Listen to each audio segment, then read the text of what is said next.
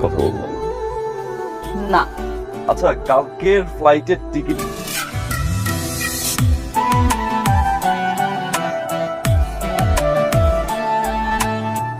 24টা ঘন্টা ভিডিও কলের মধ্যে কথা বলে, ভিডিও কলে কথা কইতে কইতে মাথাটাই নষ্ট করে ফেলছে তার।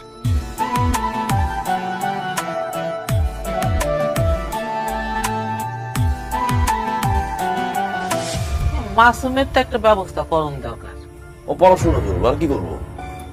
এখন তো টাকা পয়সার হিসাব করবি, তো শালাও তো বেকার। যে মেয়ের স্বামী বিদেশ থাকে তার উপর দিয়ে যে কত কষ্ট যায়, আব্বা মারা যাওয়ার পর থেকে মনে হয় এটা তুমি বুঝো।